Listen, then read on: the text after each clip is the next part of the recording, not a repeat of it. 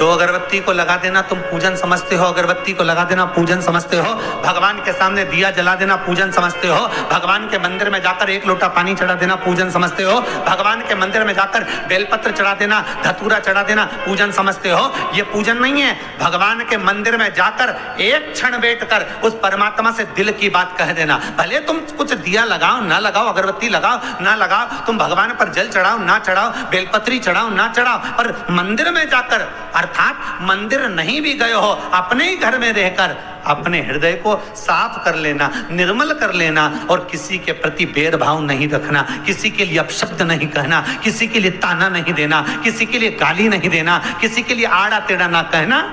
ये पूजन से बढ़कर भी पूजन है साहब। आपके घर में जो दीपक होता है, दिया जो आप प्रज्वलित करते हो, तेल का दिया अगर आपको लगाना रहता है तो वो दिया अलग ही रखें। घृत का दिया अगर आपको लगाना है तो वो अलग ही रखें। घृत के दिए में तेल का दीप नहीं लगाना चाहिए और तेल के दीप में घृत का दीप नहीं लगाना चाहिए। कई लोग कहते हैं, कई लोगों का एक प्रश्न रहता है, महाराज जी गुरुदेव हमारा इतना सा कहना है कि हम मंदिर जाते हैं, रोज दिया लगाने जाते हैं, हम भगवान को रोज दिया लगाते हैं, पर एक बात समझ में नहीं आती, हमारे सालों निकल गए दिया लगाते लगाते, उसके बाद भी मैं दुखी क्यों, भगवान ने मेरे क्यों नहीं सुनी।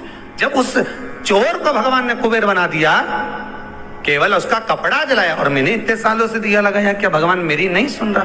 कारण हो सकता है तुम डब्बी तो घी की लेकर गई हो, बत्ती भी घी की लेकर गई हो, पर मंदिर में जो दिया पड़ा था जिसमें तुम बत्ती जला कर आई हो सकता है वो तेल की हो सकती है। कहीं ना कहीं हमारी गलती हो रही है, भगवान की तरफ से कोई गलती नहीं। भगवान तो हाला हजूर बैठा है तुम्हारा भंडार भरने के लिए, पर गलती हम करते कि हम दिया नहीं ले जाते। हम तो मंदिर की दिया उठाया और वो घी का था कि तेल का था, अपन ने तो बत्ती लगा दी।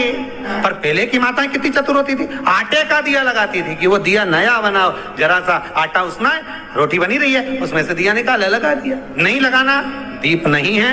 अगर आपको लगता है कि ये तेल का घी का दिया अलग होना चाहिए, इसलिए पहले मंदिरों के अंदर घृत दिया लिखा जाता था, घी का दिया, घी का दिया। आप कभी महेश्वर जाइए, महेश्वर में नर्मदा जी के घाट पर शिव मंदिर में जो दिए जलते हैं वहां लिखा रहता है ये घृत का दिया, तेल का दिया, वहां लिखा है, और दिए ही जलते हैं वहां 108।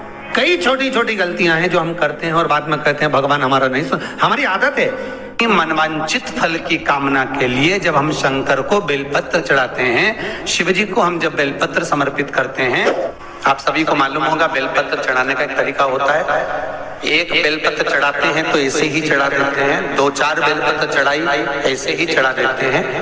पर यदि 11 बेलपत्र, 21 बेलपत्र, 51 बेलपत्र, 108 बेलपत्र, 108 से भी ज्यादा यदि बेलपत्र हम अगर शंकर को समर्पित कर रहे हैं तो आखिरी बेलपत्र में हमें या तो चंदन या चावल या लाल चंदन, कुछ भी अबीर गुलाल कुछ भी रखकर मध्य पत्ती पर रखकर भगवान को समर्पित करना पड़ता है अपनी कामना की पूर्ति की।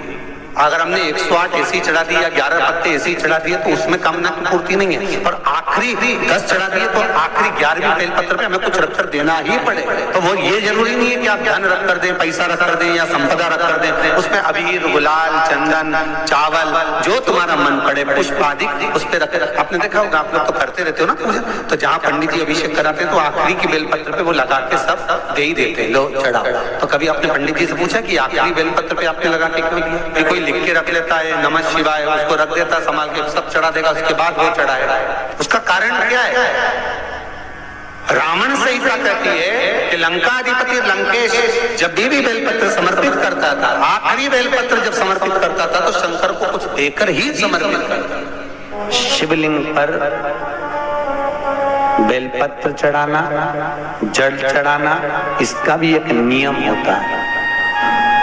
शंकर जी पे शिवलिंग पर जल कहाँ चढ़ाया जाता है? सबसे पहला जल अगर शंकर जी को चढ़ाने जा रहे हो तो शंकर जी के जो चरण है जहाँ से पानी नीचे गिरता है उसके सीधे वाले भाग पर, अपने हाथ का सीधा भाग, वहां जल चढ़ाओ। फिर जहाँ लेफ्ट भाग है वहां जल चढ़ाओ। जहां शंकर भगवान का शिवलिंग रखा हुआ है तीसरे नंबर का जल वहां चढ़ाना चाहिए। चौथे नंबर का जल भगवान शंकर के शिवलिंग पर चढ़ाना चाहिए। 5वें नंबर का जल ऊपर अगर जलाधारी लगी हो तो उसमें चढ़ाओ। नी हो जलाधारी तो भगवान शंकर का जहां नंदी बैठा है, नंदी का एक पांव ऊंचा रहता है, उस पांव के पास में जल चढ़ाना चाहिए। ऐसे 5 स्थान दिए हैं जल चढ़ाने के लिए। शिव जी का स्नान कितनी चीजों से होता है? 5 चीजों से। पंचामृत, दूध, बोलते जाओ, दही, फिर घी, शहद, फिर शक्कर। ये 5 चीजों का प्रमाण क्या है? शास्त्र कहता है दूध चढ़ाने से घर में संतान की वृद्धि होती है। दही चढ़ाने से भगवान शिव के, अगर शिवलिंग पर हम दही चढ़ाते हैं, उससे परिवार में प्रेम बढ़ता है। क्या बढ़ता है? प्रेम। फिर घी चढ़ाने से हमारे घर से रोग दूर होता है। शहद चढ़ाने से, भगवान शंकर पर जो शहद चढ़ाया जाता है, वो चढ़ाने से घर में संपदा की वृद्धि होती है। और 5वें नंबर पर भगवान को शक्कर, खांड जो आप जानते होंगे, शक्कर आदि पिसी हुई चढ़ा देने से, शिव जी को चढ़ाने से हमारे घर के बच्चे जिद्दी नहीं होते। हिंदू धर्म की रीति है, जिस पात्र को हम जल चढ़ाने लेकर जाते हैं, उस पात्र में भगवान के चरणों का जल लाते हैं, खाली पात्र नहीं लाते। क्या लाते हैं? भगवान के चरणों का जल। उस चरणों तक को लेकर आए, घर में रखा, सबने अपने नैनों में लगाया, हृदय में लगाया, चित्तवृत्ति में लगाया। खाली पात्र हम लेकर वापस नहीं आ रहे हैं। शिव मंदिर में जब जब जाओ, जल चढ़ाने के लिए जाओ, पात्र तुमने शंकर जी को पूरा पानी चढ़ा भी दिया, तो शंकर के चरणारविंद का थोड़ा सा जल पात्र में डाल के, भले 2 बूंद लाओ, 4 बूंद लाओ, इतना सा लाओ, पर लाओ और उसको पूरे परिवार के नेत्रों में जब लेकर आए हो चरणों तक तो लगाओ। पर खाली पात्र नहीं लेकर आना। खाली पात्र लाने में ध्यान दीजिए, जब आप पूरा जल समर्पित कर देते हैं, जल समर्पित भी पूरा करना है। भगवान को चढ़ा रहे हो तो पूरा समर्पण होना चाहिए, पूर्ण समर्पण। इसलिए शंकर भगवान को अधूरा समर्पण नहीं, इसलिए श्रीफल भी पूर्ण चढ़ता है। शंकर जी के मंदिर में श्रीफल नहीं फूटता, पूर्ण श्रीफल। बेलपत्री भी पूरी, चावल का दाना भी चढ़ेगा तो आखा, फल भी चढ़ेगा तो आखा, फूल भी चढ़ेगा तो आखा। भगवान को कोई चीज खंडित नहीं चढ़ती, शिव जी को। जल भी चढ़ेगा तो पूर्ण। जिस जल को चढ़ाने के लिए लेकर गए उसको बचा कर नहीं लाना है शिव मंदिर में से, संपूर्ण। भक्तों की आदत रहती है, और आपने भी गलती करी होगी, गए होगे, चढ़ाकर भी आए होगे, पूरा पानी भी उंडेल कर आए होगे, चढ़ा भी दिया, छोड़ भी आए, पर लेकर नहीं आए होगे। कई लोग गलती कर जाते हैं और फिर बाद में कहते हैं हम तो इतने साल से पूजन कर रहे हैं, भगवान हमारी सुन ही नहीं दिया। तो भगवान के मैं तो तैयार बैठा, और तू नवा के चली